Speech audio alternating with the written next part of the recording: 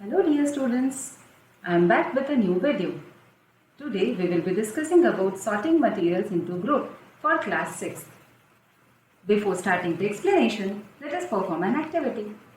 Look around you in the room and just make a list in your mind of the things you can see. Are all the things at one place? Are all the things looking the same? The answer to both these questions is a big no. All the things may differ in shapes and size. Some may be big, some may be small. Some may be circular and some may be rectangular. Some may be hard, some may be soft. Some are solid, some are liquid. Some are living, some are non-living. All the things can be divided on the basis of some features called their properties. Features are actually characteristics. It may be in terms of their size, shape, state of matter, etc. Now, what is sorting and why it is done? Dividing various objects on the basis of their properties is known as sorting. आप सबने देखा होगा आपकी मम्मा बर्तनों को kitchen में रखती हैं। पापा के कपड़े, अपने कपड़े, बच्चों के कपड़े अलग अलग शेल्फ में रखे जाते हैं। And even more, the party wear dresses and casual wear dresses are also arranged separately. Why does she do that? Just imagine, one day in the morning you are about to get ready for school, and when you are looking for your uniform, you find your mom has piled up all the clothes of all the family members in one corner. What will you do and how will you find your uniform? Very difficult, right? You might have visited shopping malls. There, the vegetables and fruit section is different, and then the packaged food items are kept separately in different shelves. Toiletries are kept separately. Why? Because it makes our life more organized and orderly. It makes it easier for us to find items of different types. It also saves our time. Grouping the objects. Grouping can also be done on the basis of materials they are made of. Plastic से बनी हुई चीज़ें अलग रख सकते हैं, metal से बनी हुई चीज़ें अलग रख सकते हैं. The things which are made from wood can be kept separately. Materials like glass, metal, wood, plastic, etc. are used to make different objects. To make an object, the properties of the materials used are usually kept in mind. For example, अगर पानी पीने का glass बनाना, इन्हें फैसे कि मैं उसे fabric से बनाऊंगी, कपड़े से बनाऊंगी. Is it possible? No. Why? Because fabric is porous and it cannot hold the water in it. Any liquid it cannot hold. So we need some material which can hold the water and strong in it. Right? Now, same type of objects can be made from more than one type of material. For example, if we want to make water bottle, we can use plastic, we can use metal, we can use glass, and nowadays nature-friendly people are also using bamboo or wood to make bottles. Different objects can be made from one type of material. For example, from metal, we can make keys, small tools, big machineries, utensils, and many more things. Same way, from wood, fabric, and paper also, many different type of objects can be made. Different properties of the material. Each material has some special features called its property, which distinguish it from other materials. We can group different materials on the basis of similarities and dissimilarities between them. For example, बर्तन अगर kitchen में सबकी similarity है because उनका सबका use same है, we have to use them for cooking और serving, तो उन सबको एक जगह रखा जाता है. And the things which are dissimilar, which are not useful in kitchen, we keep them in separately. The method of grouping different materials on the basis of their similarities and dissimilarities is called classification. Various properties like hardness, luster, conductivity, flotation, solubility, etc. help us to group different things and materials. First property we will be discussing is appearance. That is, when we look at the things and how does it look, how is the surface of the thing, can be judged by its appearance. right? Can be called its appearance. Now appearance के लिए दो characteristic होती है जिसे ज़्यादातर consider किया जाता है. One is luster. Luster is the shine of the material and one is smoothness. If you look at the things properly, कुछ सरफेसेस ऐसी होती हैं, कुछ ऑब्जेक्ट्स की सरफेसेस ऐसी होती हैं जिनके ऊपर शाइन होता है. फॉर एग्जांपल गोल्ड ज्वेलरी है, सिल्वर की कोई चीज़ है, तांबे की कोई चीज़ है, copper, brass. These things have shine on them, right? And there are few things like paper or wood, they don't have shine on them. They are considered to be dull.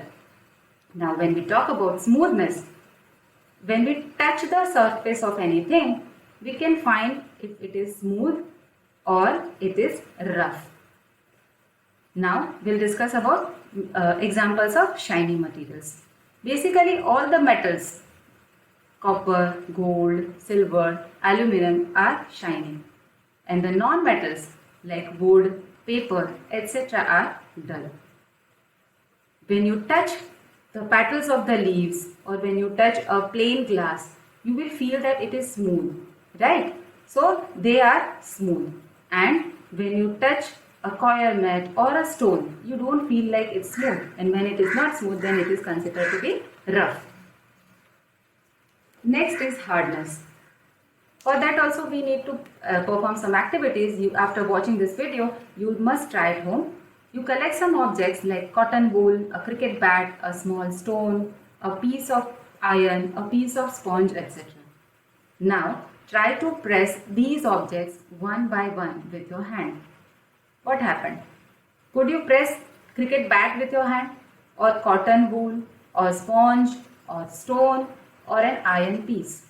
When you will make a list of the things separately, the objects which could be compressed by you were considered to be soft, and the ones which could not be compressed or scratched are said to be hard. And the next property is transparency. One way objects are grouped is by how much light is allowed to pass through that object. Transparency is the property of the material in which how much light is allowed to pass through that material is considered. An object that allows light to pass through it completely is called a transparent object. In the picture, as you can see, when light rays fall on a transparent object, all the light rays pass through it. In the next picture, a boy is holding a transparent object in front of his face, and we can see his face clearly through it. So that is a transparent object. An object that allows only some light to pass through it is called a translucent object. ऐसा object जिसमें से कुछ ही light pass होती है और कुछ reflect back हो जाती है, इस ऑब्जेक्ट को ट्रांसल्यूसेंट ऑब्जेक्ट कहते हैं. In the picture, as you can see, when light rays fall on a translucent object, only some light passes through. In the next picture, a girl is holding a translucent object in front of her face, and we cannot see her face clearly. An object that does not allow any light to pass through it is called an opaque object. In the picture, as you can see, when light rays fall on an opaque object, no light passes through. In the next picture, a boy is holding an opaque object like wood or a cardboard in front of his face, and we cannot see his face at all, which is there behind the opaque object. The next property we will be discussing is solubility. For this, we have to perform an activity. Take some solid materials such as salt, sugar, sand, pencil shavings and chalk in small quantities. इन सबको लेने के बाद आपको 5 अलग अलग glasses या balls लेने हैं एंड उसमें आधा आधा पानी भर के रख देना है. Then you have to dissolve each material separately in each glass. Use a spoon to mix the content of each glass. Now you have to try to mix it, right? And check which substance dissolves in water. I hope you can judge it very well that salt and sugar will dissolve in water, whereas sand, pencil shavings and chalk powder will not dissolve in water. That means when we talk about solubility and we add a solid in a liquid, then few substances, few solids will dissolve in water, that is they mix properly in water और एक जैसा एक uniform solution बनाएंगे. That solid or that material is known as soluble material, and the solid which will not dissolve in water or which will not mix properly and will not make a solution, they are known as insoluble material. Now when we try to mix a liquid in another liquid, then also there are two possibilities. One is both the liquids will mix very nicely and they will make a uniform solution, then or homogeneous solution. Then it is miscible. These liquids are called as miscible liquids, and if one liquid does not mix with another liquid, then those liquids or those substances are said to be immiscible. Examples of soluble substances are salt and sugar. There are many more. Then example of insoluble substances are chalk powder, sand, etc. The example of miscible solutions are carbonated water and orange juice.